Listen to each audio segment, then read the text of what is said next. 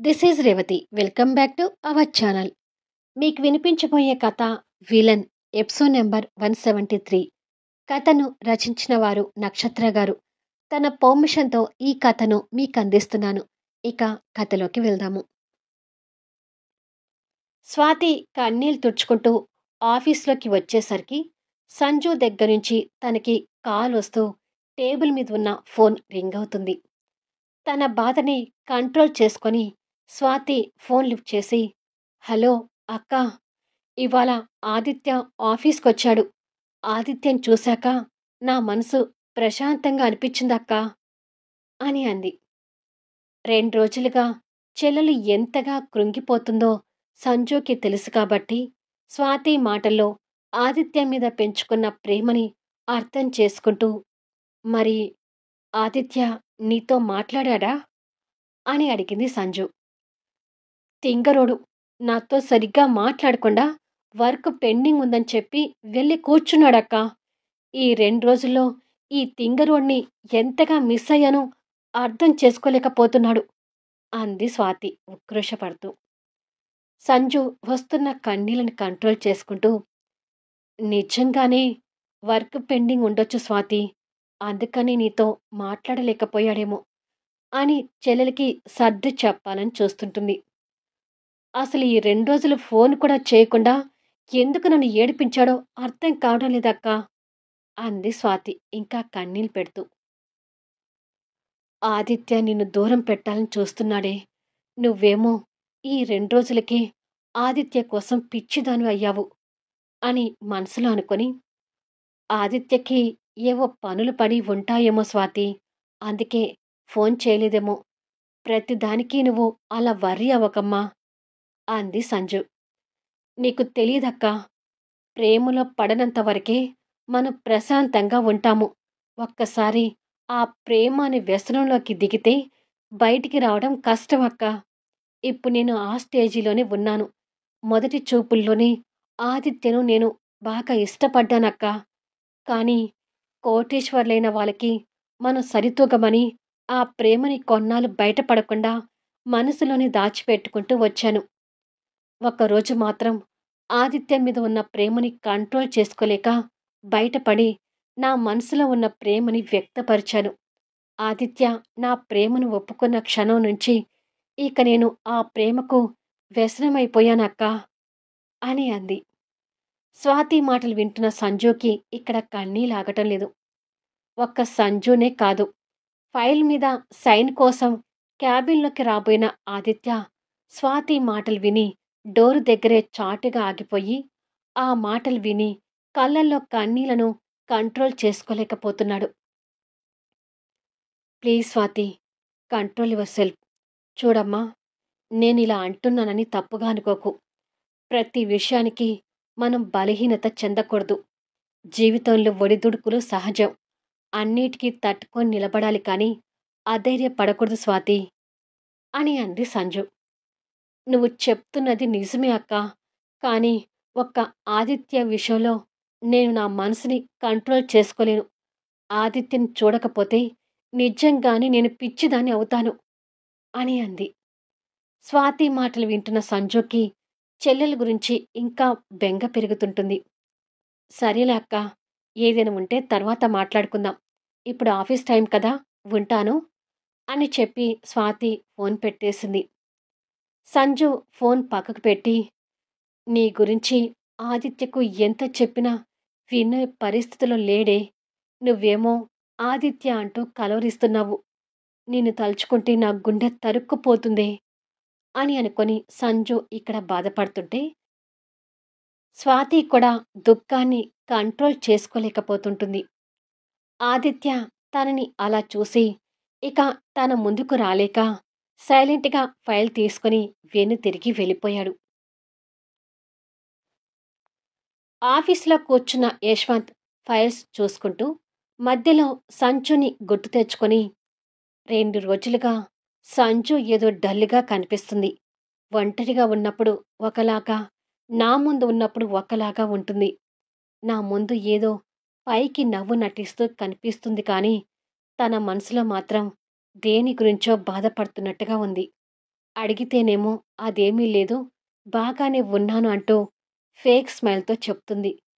అసలు సంజుకి ఏమై ఉంటుంది అని ఆలోచిస్తూ ఉండగా, ఎక్స్‌క్యూజ్ మీ సార్ అంటూ మారుతీరావు గొంతు క్యాబిన్ డోర్ దగ్గర నుంచి వినిపిస్తుంది. యశ్వంత్ అటువైపు చూసి ఎస్ అన్నాడు. మారుతీరావు ఫైల్స్ పట్టుకొని వచ్చి, ఈ ఫైల్స్ కంప్లీట్ అయ్యాయి సార్, ఒకసారి చెక్ చేస్తారేమోనని తీసుకొచ్చాను అన్నాడు యశ్వంత్ ముందల ఫైల్స్ పెడుతూ. యశ్వంత్ ఆ ఫైల్స్ చూస్తుంటే మారుతీరావు ఎదురుగా వినయంతో చేతులు కట్టుకొని ఉన్నాడు. అలా ఉన్న మారుతీరావు చూపు యశ్వంత్కి వెనకవైపు పైభాగాన ఉన్న ధనుంజయ్ గారి ఫోటో మీద పడింది. వారి ఫోటో చూడగానే మారుతీరావుకి ఆయన మరణం కళ్ళ ముందు కదిలి యశ్వంత్ని చూసి కొంచెం బెదిరిపోతూ, పొరపాటున ఆ సంజు మేడం ఇక్కడికి వచ్చి ధనుంజయ్ గారి ఫోటో చూసిందంటే నా పని అయిపోయినట్టే. సార్కి ఏదో ఒకటి చెప్పి ఈ ఫోటో ఇక్కడి నుంచి తీయించితే బెటర్ అని మనసులో అనుకొని, సార్ అన్నాడు వినయంగా. చెప్పు అన్నాడు యశ్వంత్ ఫైల్ చూస్తూ. అది సార్, ఇది డబ్బులు సంపాదించే ఆఫీస్ కాబట్టి చనిపోయిన ధనుంజయ్ గారి ఫోటో ఇక్కడ ఉండటం అపశకునం సార్. అందుకని ఆఫీస్ నుంచి ధనుంజయ్ గారి ఫోటోని తీసేస్తే మన కంపెనీకి మంచిది సార్ అని అన్నాడు. తండ్రి గురించి అలా విన్న యశ్వంత్లో టెంపర్ బయటికొస్తూ కళ్ళు రక్తపు రంగుల్లోకి మారిపోయి తలెత్తి మారుతీరావు వైపు ఉగ్ర రూపంతో చూశాడు. ఆ కళ్ళు చూసి మారుతీరావు దెబ్బకి భయపడుతూ, అంటే సార్, ఇది మన కంపెనీ మంచి కోసమే చెప్పాను సార్ అని అంటూ ఉండగానే, రాస్కెల్ అంటూ ముందున్న పేపర్ వెయిట్ తీసుకొని అతని తలకేసి గట్టిగా కొట్టాడు. అది అతని తలకు గట్టిగా తాకి గాయం చేసి గల్లుమనే శబ్దం వస్తూ కింద పడింది. అతని తలకు తగిలిన గాయం నుంచి పటాపటా రక్తం కారుతుంటే యశ్వంత్ ఉగ్ర నరసింహుల్లా దగ్గరికొచ్చి అతని షర్ట్ కాలర్ పట్టుకొని, మా నాన్నగారి గురించి ఏం కూసావురా అంటూ వాడి చెంప పగలకొట్టాడు. ఆ ఫోర్స్కి అతను వెళ్ళి కొంచెం దూరంలో పడ్డాడు. యశ్వంత్ ఉగ్ర నరసింహుల్లా దగ్గరికొచ్చి అతని షర్ట్ కాలర్ పట్టుకొని, మా నాన్నగారి గురించి ఏం కూసావురా అంటూ వాడి చెంపన పగలకొట్టాడు. ఆ ఫోర్స్కి అతను వెళ్ళి కొంచెం దూరంలో పడ్డాడు. అతని తల ఫ్లోర్కి గట్టిగా తగిలి దిమ్మ తిరుగుతుంటే దగ్గరికి వస్తున్న యశ్వంత్ని చూసి భయపడుతూ, క్షమించండి సార్, నేనేదో పొరపాటుగా అన్నాను అని అన్నాడు. కానీ తండ్రి గురించి అలా విన్న యశ్వంత్ టెంపర్ అసలు కంట్రోల్ కావడం లేదు. తండ్రి మీద ఉన్న ప్రేమతో సంజు విషయంలో అతని వ్యక్తిత్వాన్ని చంపుకున్న యశ్వంత్కి ఈ మారుతీరావు ఒక్క లెక్క కాదు కాబట్టి, లేరా అంటూ అతని చొక్కా పట్టుకుని పైకి లేపాడు. మీకు పుణ్యం ఉంటుంది సార్, ఇంకెప్పుడు అలా మాట్లాడను, నన్ను క్షమించండి సార్ అంటూ రెండు చేతులు జోడించి వేడుకుంటున్నాడు. అయినా కూడా యశ్వంత్లో కలిగిన ఆ కోపం చల్లారడం లేదు. రేయ్, నక్షత్ర గ్రూప్ ఆఫ్ ఇండస్ట్రీస్కి ఉన్న పేరు, ప్రతిష్టలు, డబ్బు అంతా మా నాన్న సంపాదించి పెట్టిందేరా. మా నాన్న లేకపోతే ఈ కంపెనీనే లేదు. అలాంటి మా నాన్నగారిని పట్టుకొని అపశకునం అంటూ నీ నోటికొచ్చింది వాగుతావా అంటూ వాణ్ణి ఇంకొక దెబ్బ కొట్టాడు.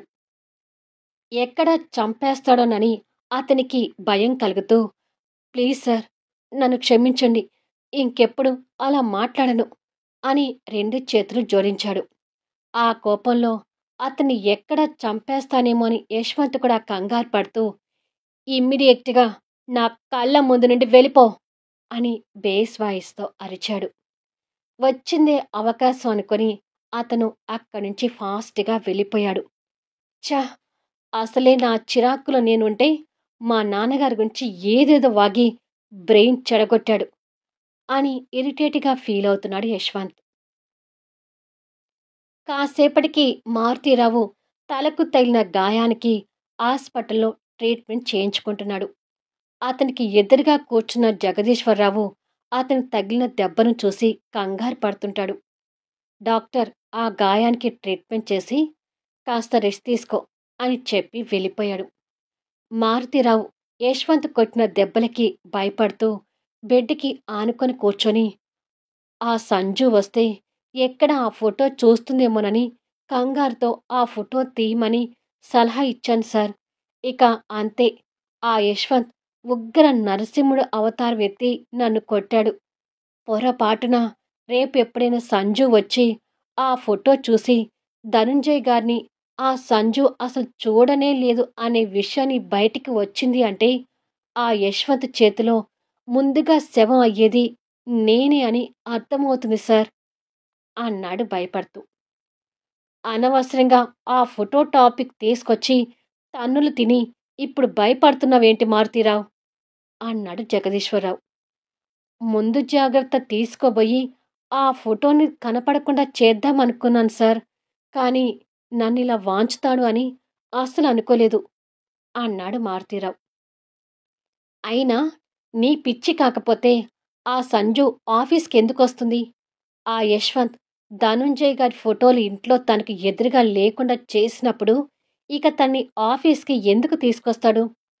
సంజు ఆఫీస్కొస్తే అతని తండ్రి ఫోటో చూస్తుందని యశ్వంత్ కూడా జ్ఞానం ఉంటుంది కాబట్టి తనని ఆఫీస్కి ఎట్టి పరిస్థితుల్లో కూడా తీసుకురాడు. ఆ సంజు ఆ ఫోటో చూడదు. అనవసరంగా నువ్వు భయపడిపోయి ఆ ఫోటో గురించి తెచ్చి చావు దెబ్బలు తిన్నావు అన్నాడు జగదీశ్వరరావు. నిజంగానే ఆ సంజు ఆఫీస్కి రాదంటారు కదా? మన కుట్రలు ఏవి బయటికి రావు కదా అన్నాడు మారుతీరావు యశ్వంత్ కోటింగ్కి భయపడుతూనే. తాను వచ్చే అవకాశమే లేదు. ఒకవేళ ఎప్పుడైనా సంజు వస్తానన్నా కూడా తండ్రి ఫోటో చూస్తుందనే ఉద్దేశంతో యశ్వంత్ తనని ఆఫీస్కి రానివ్వడు. నువ్వు ఆ విషయంలో కంగారు పడకు. ఆ దెబ్బ తగ్గిపోయాక ఎప్పటిలాగా ఆఫీస్కి వెళ్ళు అన్నాడు జగదీశ్వరరావు. ఏమో సార్, యశ్వంత్ సార్ని చూడాలంటే భయంగా ఉంది అన్నాడు మారుతీరావు. ఆవేశంలో అలా కొట్టాడులే గాని ఎప్పుడు అలా ఎందుకు కొడతాడు? అలాంటి భయాలు పెట్టుకోకు అని చెప్తున్నాడు. ఆఫీసులో స్వాతి తనకున్న వర్క్ పూర్తి చేసుకునేసరికి లంచ్ బ్రేక్ టైం అయింది. ఆదిత్యని కలవచ్చు అనే సంతోషంతో క్యాబిన్ నుండి బయటకొచ్చేసరికి ఒక్కొక్కరు అందరూ లంచ్కి వెళ్తున్నారు. ఆదిత్య సీట్ ఖాళీగా కనిపిస్తూ స్వాతికి ఆదిత్య ఎక్కడా కనిపించడం లేదు. లంచ్ బ్రేక్ కావడంతో సంయుక్త రాహుల్ క్యాబిన్లోకి వెళ్ళి రాహుల్ని తీసుకుని బయటకొచ్చింది. ఇద్దరు స్వాతి దగ్గరికొచ్చి లంచ్కి వెళ్దామా స్వాతి అంటూ సంయుక్త అడిగింది. ఆదిత్య కనిపించడం లేదేంటి అని అడిగింది స్వాతి. నేను రాహుల్ దగ్గరికి వెళ్ళకముందు ఆదిత్య ఇక్కడే ఉన్నాడే అంటూ సంయుక్త చుట్టూ చూస్తుంటే ఆదిత్య కనిపించడం లేదు. ఒకసారి ఆదిత్యకి ఫోన్ చేయి స్వాతి అన్నాడు రాహుల్. సరే అని స్వాతి ఆదిత్యని మిస్ అవుతూ మళ్ళీ అతనికి కాల్ చేస్తుంటుంది. అప్పటికి ఆదిత్య కారులో వెళ్తున్నాడు. ఫోన్ రింగ్ అవుతుంటే అది స్వాతి దగ్గరుండి వస్తున్న కాల్ అని ఎక్స్పెక్ట్ చేసి ఇప్పుడు కాల్ లిఫ్ట్ చేయకుండా ఉండలేను అని అనుకుని కారు పక్కకు ఆపి లిఫ్ట్ చేసి హలో అన్నాడు. ఎక్కడ ఉన్నావు ఆదిత్య అని అడిగింది స్వాతి. లంచ్ బ్రేక్ కదా, బయటికి వెళ్తున్నాను అన్నాడు. అదేంటి, మనం రోజు ఆఫీస్ క్యాంటీన్లోనే కదా భోజనం చేసేది అంది స్వాతి. అది నాకు క్యాంటీన్ భోజనం పడటం లేదు స్వాతి. 2 రోజులుగా హెల్త్ పాడైంది. అందుకే నేను ఆఫీస్కి కూడా రాలేకపోయాను. సో క్యాంటీన్ ఫుడ్కి దూరంగా ఉందామని లంచ్కి బయటకొచ్చాను అని అన్నాడు. అవునా, లంచ్ బ్రేక్లో నీతో చాలా మాట్లాడాలి అనుకున్నాను ఆదిత్య. వచ్చేసరికి ఏ టైం అవుతుంది అని అంది. లంచ్ బ్రేక్ టైం అయిపోయేటప్పటికి వస్తాను, ఉంటాను అని చెప్పి ఫోన్ కట్ చేశాడు. ఆదిత్య అలా మాట్లాడి పెట్టేసరికి స్వాతి మనసు చివుక్కుమంది. ఏమైంది స్వాతి, ఆదిత్య ఏమన్నాడు అని అడిగింది సంయుక్త. స్వాతి ఉన్న విషయం చెప్పింది. ఓహో, ఆదిత్యకి హెల్త్ పాడేసరికి ఈ 2 రోజులు ఆఫీస్‌కి రాలేదనమాట అన్నాడు రాహుల్. ఆ విషయం నాకు ఫోన్ చేసి చెప్పొచ్చు కదా అంది స్వాతి. నువ్వు కంగారు పడతావని చెప్పలేదేమో. సరేలే లంచ్ చేస్తూ మాట్లాడుకుందాం పదా అంది సంయుక్త. నాకు తినాలనిపించడం లేదు. మీరు వెళ్ళండి సంయుక్త అంది స్వాతి. అదేమి కుదరదు. ముందు పద అంటూ సంయుక్త స్వాతిని బలవంతంగా తీసుకుని వెళ్తుంటుంది. మళ్ళీ నెక్స్ట్ వీడియోలో కలుద్దాం. కథ నచ్చితే దయచేసి లైక్ చేయండి, కామెంట్ షేర్ చేయండి, సబ్స్క్రైబ్ చేసుకొని ఛానల్ షేర్ చేస్తూ సపోర్ట్ చేయండి. Thanks for listening.